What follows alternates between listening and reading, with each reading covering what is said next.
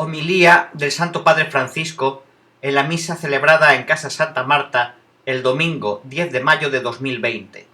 Lectura dramatizada. En los últimos 2 días ha habido 2 conmemoraciones.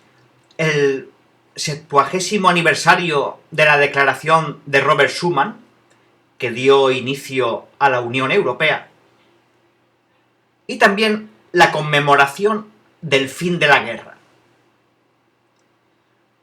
Hoy le pedimos al Señor que Europa crezca unida, en esta unidad de hermandad que hace que todos los pueblos crezcan en unidad en la diversidad. En este pasaje del Evangelio, Juan 14, del 1 al 14, el discurso de despedida de Jesús. Jesús dice que va al Padre y dice que estará con el Padre y también que quien cree en Él, cita, hará las obras que yo hago y hará mayores aún, porque yo voy al Padre y yo os concederé todo lo que pidáis en mi nombre, para que el Padre sea glorificado en el Hijo. Versículos del 12 al 14. Podemos decir que este pasaje del Evangelio de Juan es la declaración de la subida al Padre. El Padre siempre ha estado presente en la vida de Jesús. Y Jesús hablaba de esto. Jesús rezaba al Padre. Y muchas veces hablaba del Padre que cuida de nosotros, como cuida de los pájaros, de los lirios del campo. El Padre. Y cuando los discípulos le pidieron que les enseñara a orar, Jesús enseñó a orar al Padre. Padre nuestro. Mateo 6:9. Siempre va al Padre. Pero en este pasaje es muy fuerte. Y es también como si abriera las puertas de la omnipotencia de la oración. Porque estoy con el Padre, vosotros pedid y yo haré todo. Pero porque el Padre lo hará conmigo. Juan 14:11. Esta confianza en el Padre. Confianza en el Padre que es capaz de hacer todo. Este valor para rezar, porque rezar requiere valentía.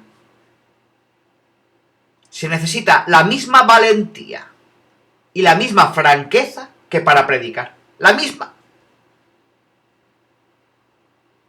Pensemos en nuestro padre Abraham, cuando regateaba con Dios para salvar a Sodoma. Génesis 18, del 20 al 33. ¿Y si fueran menos? Y menos. Y menos. Realmente sabía cómo negociar, pero siempre con esa valentía. Disculpa, Señor, pero hazme un descuento. Un poco menos. Un poco menos. Siempre el coraje de la lucha en la oración, porque orar es luchar, luchar con Dios. Y luego, Moisés, las 2 veces que el Señor hubiera querido destruir al pueblo, Éxodo 32, 1 al 35 y Números 11 del 1 al 3, y hacerle jefe de otro pueblo. Pues Moisés dijo no, le dijo no al Padre, con valentía.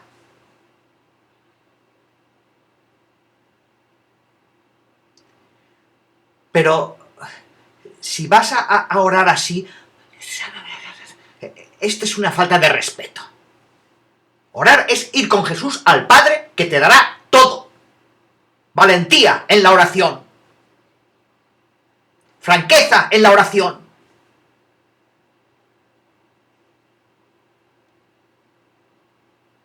La misma que se necesita para la predicación.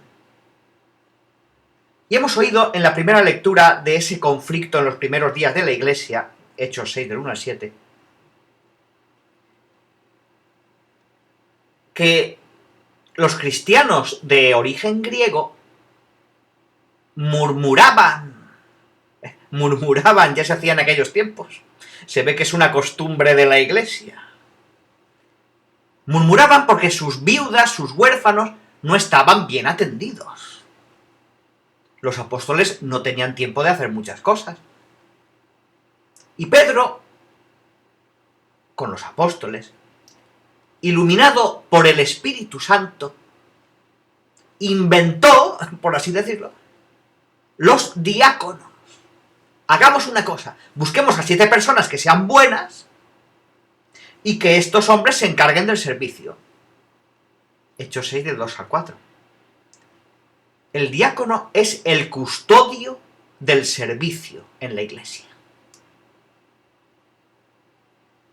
Y así, estas personas que tienen motivos para quejarse, estén bien atendidas en sus necesidades.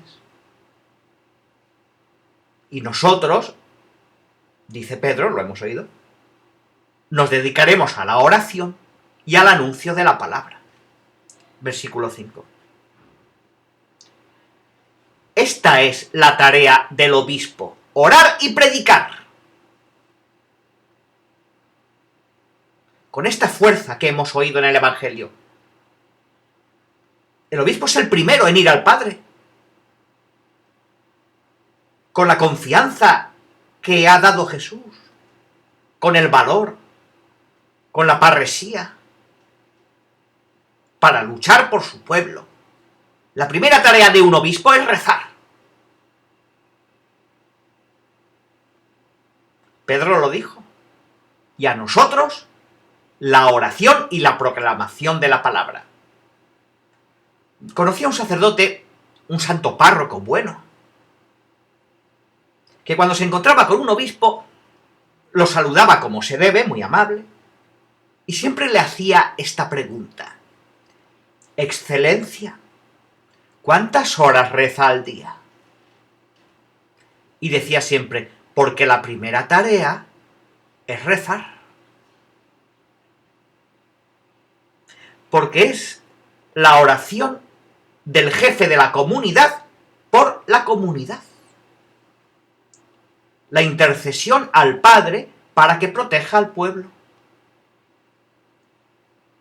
La oración del obispo, la primera tarea, rezar. Y la gente, al ver al obispo rezar, aprende a rezar. Porque el Espíritu Santo nos enseña que es Dios quien hace la cosa. Nosotros hacemos un poquitín. Pero es Él quien hace las cosas de la Iglesia. Y la oración es la que lleva a la Iglesia hacia adelante. Y para esto, los jefes de la Iglesia, por así decirlo, los obispos, deben seguir adelante con la oración. Esa palabra de Pedro es profética.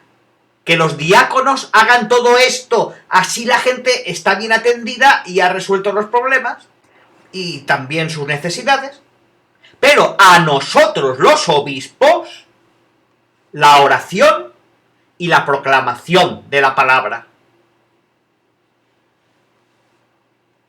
Es triste ver a buenos obispos, capaces, personas buenas, pero ocupados en muchas cosas, la economía, y esto, y lo otro, y lo de más allá. La oración en primer lugar. Luego lo demás.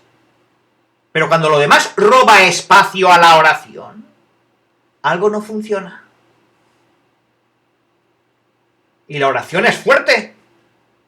Por lo que hemos oído decir a Jesús en el Evangelio. Yo voy al Padre y os concederé todo lo que pidáis al Padre en mi nombre, para que el Padre sea glorificado.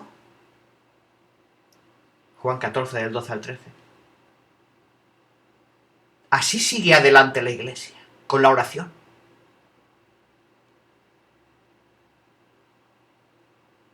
La valentía de la oración. Porque la Iglesia sabe que sin esta subida al Padre no puede sobrevivir.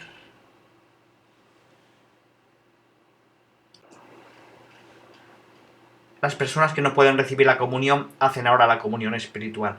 A tus pies me postro, Jesús mío, y te ofrezco el arrepentimiento de mi corazón contrito, que se hunde en la nada ante tu santa presencia. Te adoro en el sacramento de tu amor, la inefable Eucaristía, y deseo recibirte en la pobre morada que te ofrece mi alma. Esperando la dicha de la comunión sacramental, quiero poseerte en espíritu. Ven a mí, puesto que yo vengo a ti, oh mi Jesús, y que tu amor inflame todo mi ser en la vida y en la muerte. Creo en ti, espero en ti, te amo.